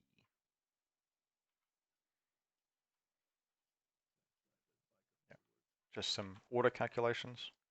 Looks like Raymond is just trying to figure out what he wants to do with his turn. One of the nice things about impetuous models, this is the weirdest like quality of life thing, but something that I have found when I have impetuous models, it's just nice in the way that they kind of like set the direction for the rest of the turn. In the sense of you can do your impetuous orders if you're so inclined. You can see what happens, and it gives you sort of like the fog of war clears very slightly. Um, and so there's you sort of always have this option if you're like, I don't really know what to do. You play your impetuous orders, and it can be like, oh, okay, I have an idea now. I've had a minute to think while I moved a motorcycle forward.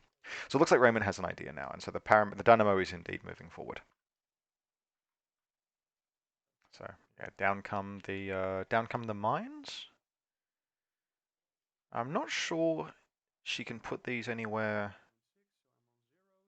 So choosing to fire one. Um, choosing to fire just one mine here rather than two, which is actually a little weird. 'Cause I don't know if she's gonna have a chance to fire another one. I would have probably put a second one down here, behind this other crate. But yeah, fair enough. Because of course a mine dispenser has double shot, so you can just fire both. If you're willing to consume using the double shot rule, both charges of your disposable, um, you can fire both of your mines. Okay, so this is interesting. So the dynamo is looks like both players have in extremis recovery. So both players have the same classified. Now, I am actually slightly skeptical of this movement by the dynamo back this direction, but that's because I am an aggressively minded fool. Um, I want to push forward with her. I want to do damage. I want to kill. And I would want her to either come around here and put two boarding shotgun shots into the Feuerback, into the Karu's ass, or come up and kill Hawkwood. She's got a good position to do either of those because this link team is prone. The fact that she's moved into this alleyway is like, okay, what is she doing? Because she's 8-4 move. Like, she'd have to coup de grace this Kaplan to get past. She's already taken out one, obviously. But like, okay, what's your play here, Dynamo? I guess she can always. This might just be good movement discipline, right? On the off chance that she never moves again because something else happens, because Raymond is obviously moving the Polaris forward. Um, then she's in a position where she's not terribly placed. She should probably be facing toward Hawkwood rather than this weird like sideways that she is. But maybe on the grounds that if she was never going to get forward, she'd want to end her movement here. So that actually might not be too bad. So as it happens, the Polaris is chunking. The big bear. Please pretend that this model is a bear. Looks like it'll be coming after Hawkwood. Now the Polaris is fast at 6'4", and it has climbing plus, but it's pretty limited for orders. Hawkwood's getting some dodge rolls here. It's honestly just kind of a question of whether or not it'll actually even have. Uh, yeah, that's under control. Easy. Piece of piss. Um, it's kind of a question as to whether the bear will have, like, maybe it'll have one order against Hawkwood to make an attack. Um, and if it does, it'll end up like hanging off this building or something. So we'll see what Raymond does. The Bears, I mean, I've played one game with and one game against a Polaris at this point, so I don't have a really keen idea at this stage of what to expect from them. Um, the the regular, cheaper, comes with a 9-point order Polaris feels like kind of the best version. Um, but you also feel it also feels like you really want to. Oh, the players are just talking about something. It also feels like it kind of wants to have a bunch of orders to launch an attack. Um, what the fuck? Specfire? Specfire is not zone of control. Specfire that's more than 8 inches. I mean, a 5 hits anyway. Um, So a 5, yeah, because if you're -9, then you needed a 7. So I don't know. I think Raymond may not have realized this on that roll, but this Bearpo just rolled a 7 to hit and Specfire killed Hawkwood. Okay, I take back everything I said about the Bearpo not having enough orders to do this. Um, the Bearpo had enough. Just yeet one grenade. Yeet one grenade. The first grenade. So apparently, what we've learned here is that the first grenade every turn on Raymond's turn is fucking charmed. It's it's not the bullet with your name on it. It's the grenade, the Ariadna grenade labeled to whom it may concern. Um, good hit. Very, very good hit. Raymond's now got in this combat group, which is again, I'll remind you, just the veteran Kazakh, the Polaris, and the Amandino. The really just one order. There's the Amandinos. Where is the Amandino? Is it dead? Did it die? No, it's up here. An impetuous forward. I don't think it's getting much further forward, to be honest.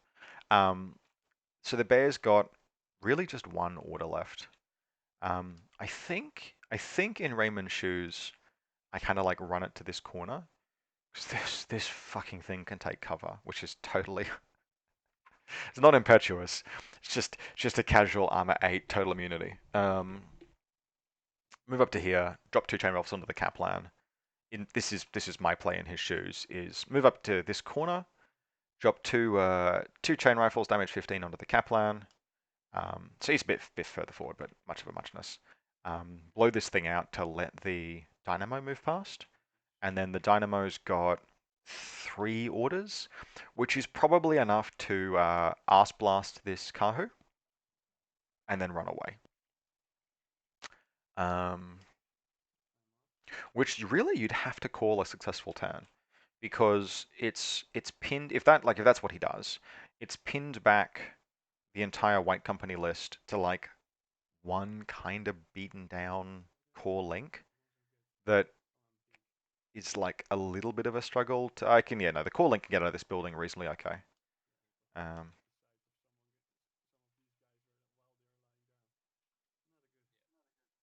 yeah. Well, we'll see. And he's got one command token to turn into regular order regular at some point, although I would be very inclined to save that until the last turn. Um, so, alright. What do a person from the Netherlands? So another option, of course, is that the Unknown Ranger activates, which actually is also pretty spicy. If the Unknown Ranger moves out and around to this corner and then begins to move forward, it will see the Kahu, and it'll probably see it within 16, which is like it's a direct face-to-face roll, right? It's not a It looks like what he's doing as well. It's not a how would I put this?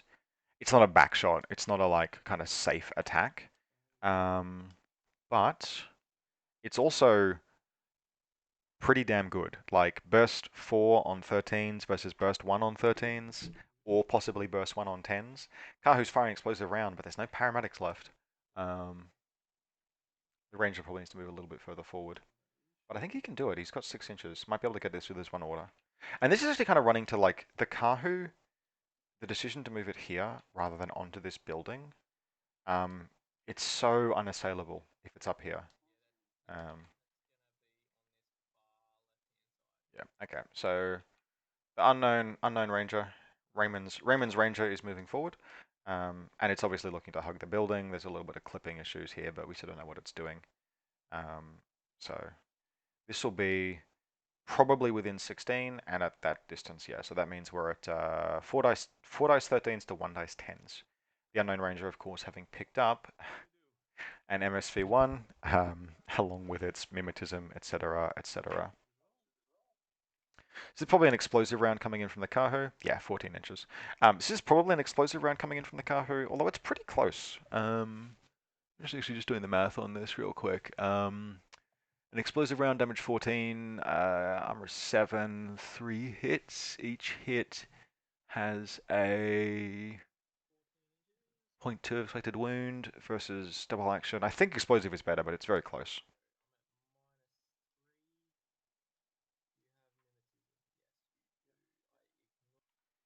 This would be a really good time for that Kahu to crit, to be honest. That's a miss. So Raymond's only landed one hit, which gives the Kahu about a good chance of surviving and gutsing as he can. Armor 1 in cover versus damage 14s. This is strictly a coin flip. Um, and this is one of the few weaknesses of the Kahu is that they are just light infantry. They have so many other amazing things, but they don't tank hits particularly well. So let's see how it goes. Nah, unconscious. That's really good. Now Raymond does not have a ton of orders left, but he has a few. Um, to be perfectly honest, he could just run the Unknown Ranger up to. I don't know if this is the right thing to do, but he could just run the Unknown Ranger up to this box, drop into suppressive fire, and be like, "Fucking what? Like, what are you gonna do to me?" Um, so what's he got? He's used tactic. Actually, he hasn't used his attack awareness. Oh no, he may have. Yeah, he has. So he's used his attack aware. He's got 3 regular orders to spend. Um, with the Dynamo safely nestled back here, it feels pretty reasonable that the Unknown Ranger will take these orders and will probably use them to gunfight and then really would like drop into suppressive. If he's going to do that, the only target of clear opportunity is this Varangian. But it's a pretty good target opportunity. Like the Unknown Ranger um, dunks on Varangians.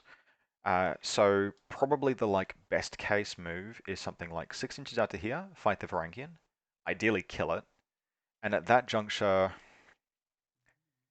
what's the best play? The points the Unknown Ranger is worth make his safety kind of a priority, but he's so good in suppressive. You might try and end up behind this building in suppressive, watching both of these approaches.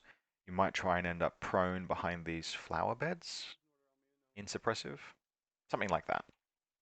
Now, I will back up here to note that this play to spec fire with the bear pod definitely meant that it was relevant, the crit math on uh, Hawkwood. So I guess just the lesson here is do your math, guys. Like, really be sure. If someone crits, be sure that it was a crit.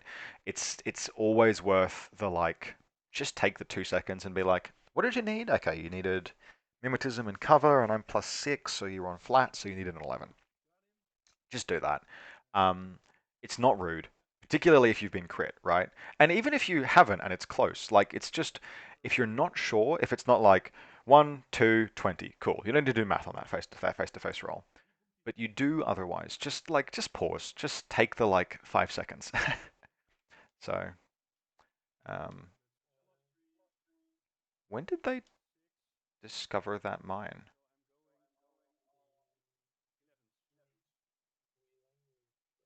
Huh. Okay. So something at some point must have discovered this shock mine. Probably the Unknown Ranger, who I was not paying attention to. Wow, that's fucking spicy. Okay, I didn't see this line of play, and it's a good one. That's not a success, but what the Unknown Ranger has done is he's just pulled back to where he was, or close enough to, and discovered the shock mine. And he's got MSV1, so he discovers on like I don't know 11s, 10s, and that discovering the shock mine has given the Ermandino a target to spec fire, which forces the Guilang to dodge.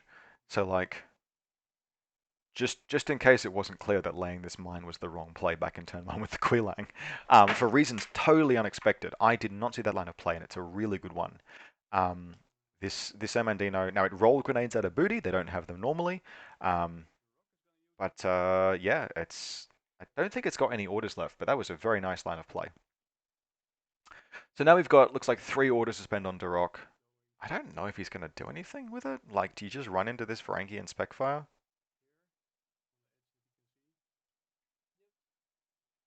Um, this is not a legal play. You can't throw smoke onto high ground, but you can totally jump a little bit and drop back. So just for the technicality here, um, so you must find a 3mm by 3mm space of ground, horizontal ground, basically, to see um, to drop a grenade onto. You can't throw grenades onto walls. You can't throw grenades onto horizontal surfaces you can't see. Um, Now, Duroc could have spec fired, and indeed he rolled a 7, so if he did spec fire, then that would have been fine. But Duroc's got super jump, so he can also just like mosey up to exactly like 1mm above the height of that ground and just lay the smoke. Um, super jump is still useful. I will die on this hill. So it looks like Drock's just moving forward. And in particular, it looks like, I mean, is this good? Um, it's not bad. I mean, he's going to get shot by an orc now, but because his base is too fat. That's definitely line of fire on the orc. But I guess that the players here is that, I mean, I think this is probably a mistake. Well, maybe, maybe not. Because what Raymond obviously wanted was to not get shot by this Varangian, which is a very reasonable thing to do. Um,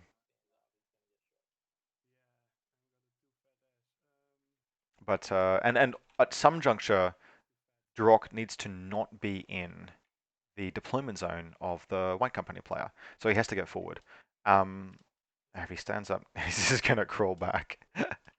um, but yeah, Durok's base is just kind of like too large. Yeah, it's not gonna do it, buddy. Now, I mean, what you do is you just try and get within 16. I don't think that is. Um, so he's just gonna hunker down. But at some juncture, Durok needs to get into the enemy to get into the deployment zone of the get out of the deployment zone because you don't score in deployment zones in Frontline. Uh, I don't think he's. I think he's done himself a mischief here. Now he couldn't just jump over here because he'd be taking suppressive fire. He could have risked it. They just like jump, like long skill bloody jump, um, long skill jump over to here. Oh, okay. So he's making the YOLO play. All right. So this looks like it's the last order. Just zooming over. Yeah, it is. I mean, you straight up suppressive with the Varangian, right? You just do it and you wear the two chain rifles. Um, the Varangian has not the worst chance of surviving that, but yeah, just kill Durok, just suppressive fire, 3 dice, go for it. Um,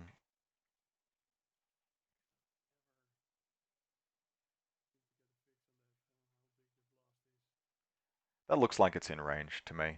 Raymond was just saying he can't quite tell if it's within 10.5. And it is really hard in TTS to get those just right, but I think that's inside. Yeah, 9.5. The one thing I've learned is that the big blast in TTS is always big. I swear the TTS template is like 11.5 inches. It's not. It's correctly sized, but I swear it's not.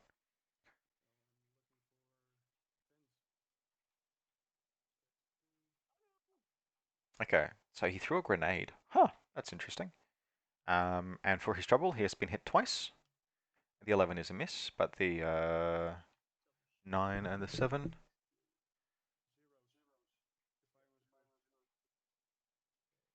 So Durok needs to pass one of two saves to survive. At which juncture the orc will stand up and like fucking blat him. No, he does not have pneumatism. He's a wolf. Alright, so armor 3, Raymond's looking for 11s here. So likelihood of 1 wound, 25% chance of dying. Let's see what happens. So Durok takes 1 wound.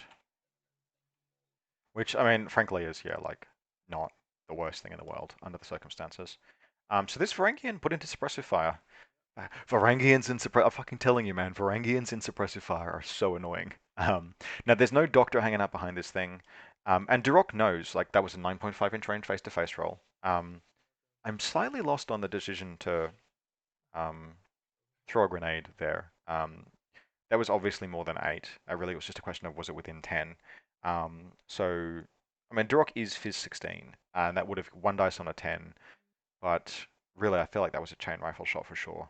But still, Durok is alive and points in zones. But this, yeah, man, Varangians in suppression are just so so very annoying. All right, well. So that was the last order for Raymond. Raymond, I think some very good rules. Yep. So here finally the lieutenant reveals itself, just to stand up, and it looks like it'll move 4, and then it'll probably drop itself prone.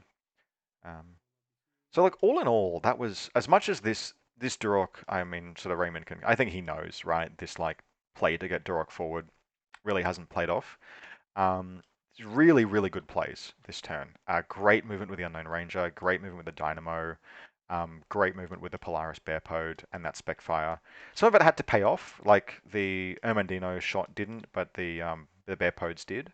But yeah, really, really solid play. And so now Trent is in a position where this four-woman link has to do a lot.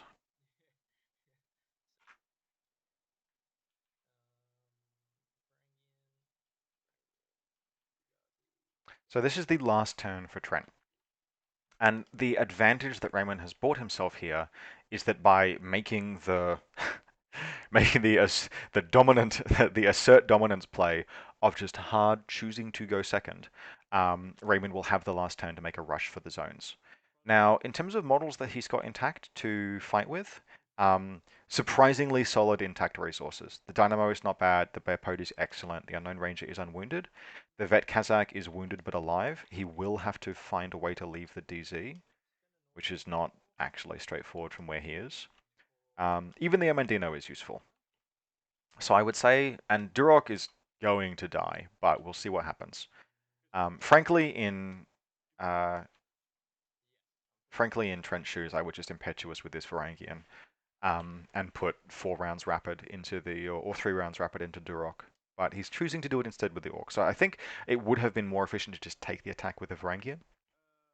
But then I also understand why you might not do that. So we have 5 dice HMG. I'm going to say it's probably going to be on 14s. Durok will be dodging on. So Raymond said dodge, not BS attack. So that 19 is not a success. Okay. So when he said dodge, he meant smoke dodge. Those smoke dodge is not a thing. Just a reminder, smoke dodge does not exist in N3. Smoke grenades have the face-to-face special property. Anyway, so there's some smoke down.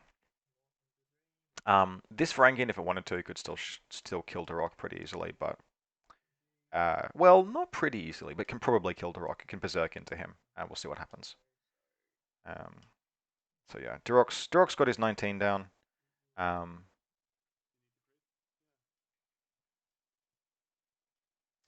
We'll see what happens with the Orc. So there's good rolls, but no crit on the Orc. It needed to be beyond 16 for that 17 to be a crit, so the smoke goes down. So now the hideout is activating. And this is the bit, I mean, you cannot ultimately hide. And Durok's base is just too fat. I think the hideout actually honestly does not need to move this far forward. But it is what it is. At this juncture, Durok is dodging on a 16, and I really suspect Raymond is just hoping that Durok just wastes some orders, right? Like just wastes time. Because what Trent is going to want to do is take some gunfights and then eventually push forward and get this link and as many points as he can into some sort of like a safe area. I don't think he has enough orders. In fact, he does not have enough orders to kill the Unknown Ranger, but okay. So that'll be 3 hits on Durok. Very good chance of his death here. And yeah, down he goes, all the way unconscious and dead. All right. So there are, it says, yeah, so there are 4 regular orders on Fagazis and Varangians, and 4 remaining regular orders in Lieutenant Order on this team. Which is gonna, honestly, with 3 command tokens, he can run Varangians and Fagazis forward, but they're not expensive. I think he's got enough orders basically to bomb points in zones. Doesn't have enough orders to do significantly more than that.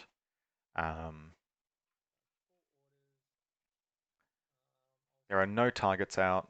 There's a Ermandino up here. But yeah, looks like this team will just move forward. Maybe if they come down these ladders and around to here, there's a face-to-face roll they can take with the Bearpode if they're willing to move up to this mine. But yeah. If I was going to put money on this right now, I'd say that there are enough resources left.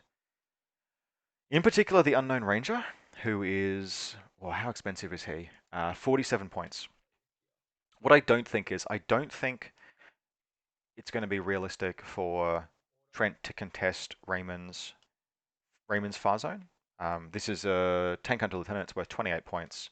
I don't think Trent's pushing 28 points into this zone unless something pretty significant happens. So probably what we have is that Trent makes a play for the middle. And the Dynamo is 19 points. The Polaris is 23.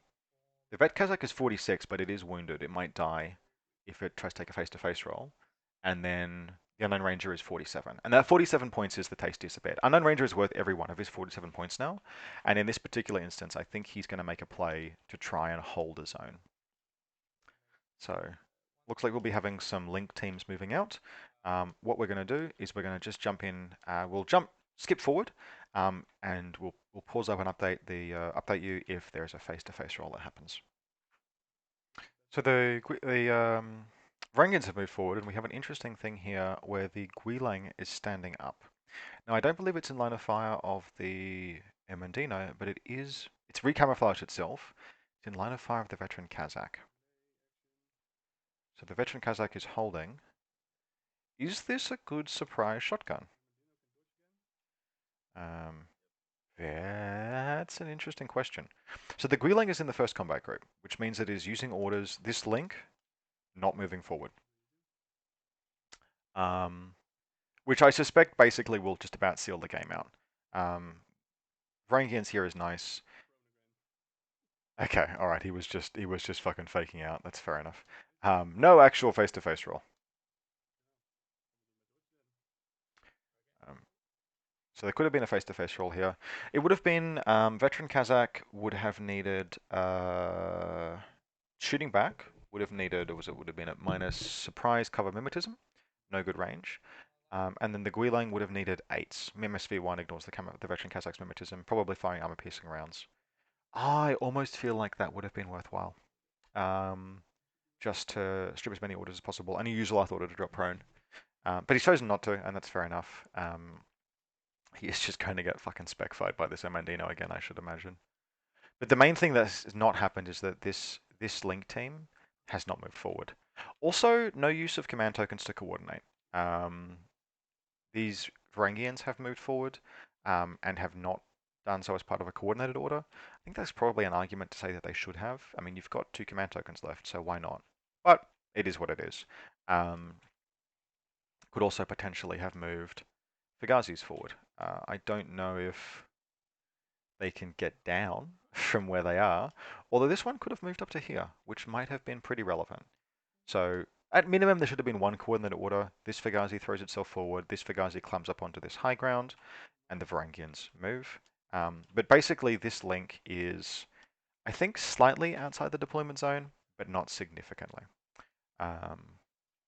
So we're now going into the last Ariadna turn, and Raymond does not really need to score kills here. What Raymond needs to do is capitalize on the advantage that he laid for himself on the very beginning of the game when he chose to go second after winning the lieutenant role. So his order count is actually not terribly unhealthy for a last turn of the game. And really, I feel like if he does nothing else, he already has more points in the middle zone and his own. So he could kind of just call it a day here. If we look at scoring for Frontline, you get 2 points for the nearest sector, 3 points for the central sector, and 4 points for the farthest, and then 1 classified. Raymond will have a 5-point win if he just kind of does nothing. But he may not want to just do nothing. He may want to play for a fucking win. For a big win, a 10-point win. And Raymond can get a 10-point win how? Well, that's a very good question. The hideout is standing. The orc is not. If the veteran Kazakh cranks the hideout,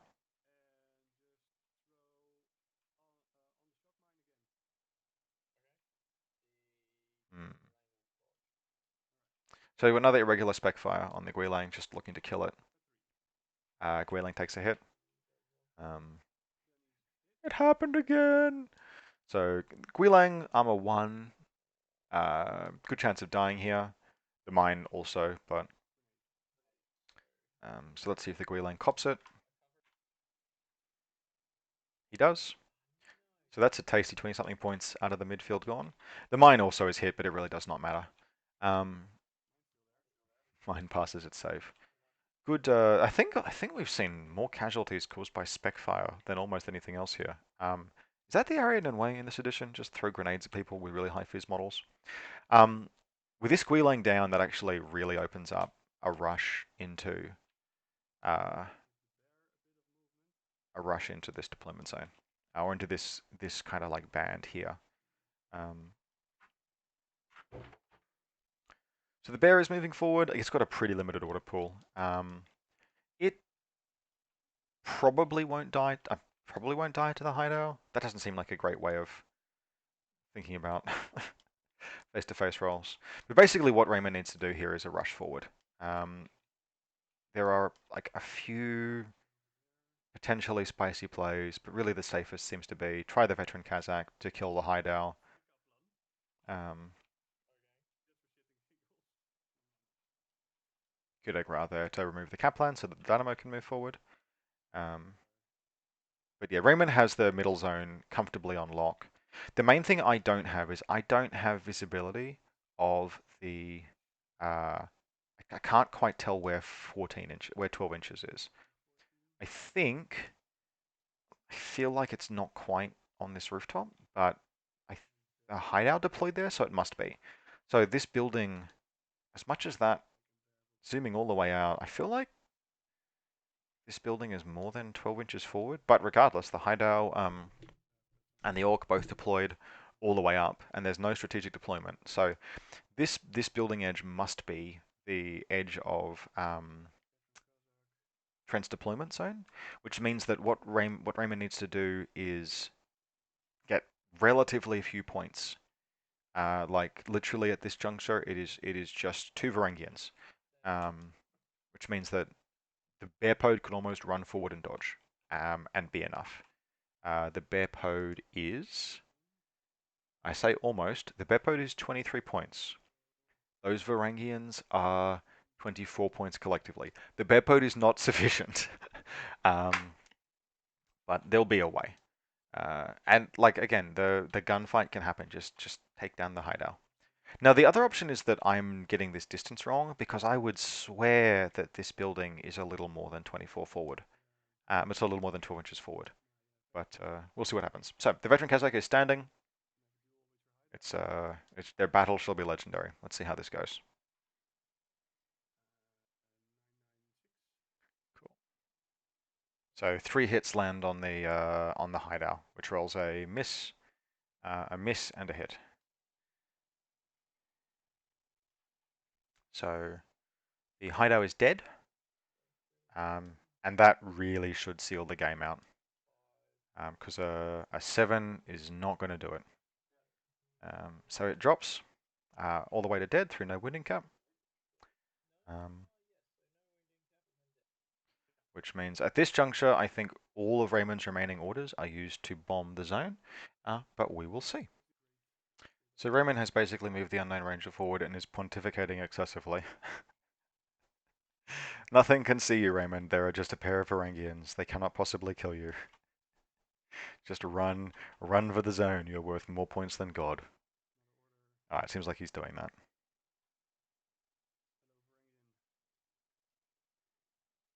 Yeah, and here's the face-to-face roll. Unknown ranger moving up to engage. What does he do?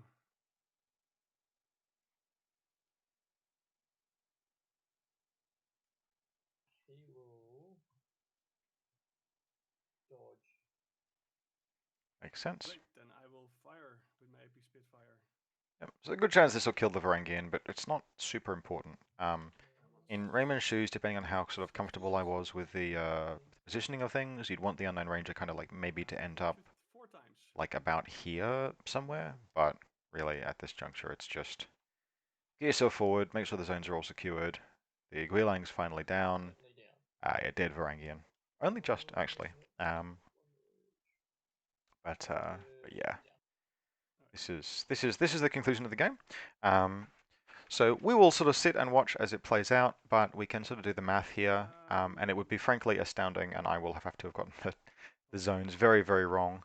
But it looks pretty much like what we have here is a very well played 10-1 win. Yeah. Uh, He's got the central zone. He's got the Unknown Ranger in the zone. The Unknown Ranger is, I believe, more expensive than this Orc. The Orc clocks in at 37. The Unknown Ranger clocks in, yeah, significantly more. This Varangian is in the probably in the middle zone, where it is comfortably outpointed by this bear and this dynamo. And then, of course, the Tank Hunter Lieutenant has not really done anything all game. It's just moved forward and been points in zones. And it should be outside the zone. Now, the only way that this could be like a real everything goes wrong, horrible, horrible failure is if it turns out that Raymond is not controlling his own zone, Yeah. because there's like exactly 12 inches here, but I think we'll find that this is about, yeah, 12 inches to just past where the Vet Kazakh is in. So some moving around, some faffing around, but we can expect this to be a pretty well played 10-point win. With 1 point to train Terminal is classified. Really liked both of the lists. I think we're beginning to see the emergence of sort of modern Ariadna. Um, we will probably see a bit more what I see from Raymond's list, and sort of you've got some good hit pieces, some good camouflage, some good like mix of everything, and then a few really striking, unique elements like Margot and Duroc. I think this was a real like strutting of the things that the things that vanilla Ariadna can do, and the like the gunfighting elements that have sort of been preserved and stuck. Like Unknown Ranger, veteran Kazakh held through the entire game, scored useful kills. Again, how many points each 6 point cheerleaders hanging out at the back, and then of course the bear and the bikes. Dynamos especially actually. This Dynamo paramedic profile is just really really nice with a minder sensor, a smoke grenade launcher, BS-12 dogged. It's fast. This is a piece that is not expensive either. Clocking in at 19 points and half in SWC for the paramedic. The 18 points for a forward observer with a rifle and an assault pistol, which would be better if the paramedic wasn't so useful. It's incredibly useful in Ariadna. And then there's even a cheaper 15-point Panzerfaust submachine gun that you might occasionally take if you needed the SWC. So yeah, look, very well played. We will hang around until the end to see, whether or not something goes horribly wrong in terms of zones. But this looks like it's well secured by Ariadna. As always, if you are interested in having your games commentated, please reach out. This is the beginning of, I think, REL Season 4, which is kicking off officially tomorrow. But this grudge match is basically opening up the season. And a well-fought, bloody game by both players. Really wonderfully played, really interesting lists. I think the White Company list was great. I think the Ariadne list was really awesome to see. So well done both players. And we will hope this will go up on two different channels. It'll go up on the RAL channel and it'll go up on the just my standard channel. Hope people enjoy it and stay tuned for more.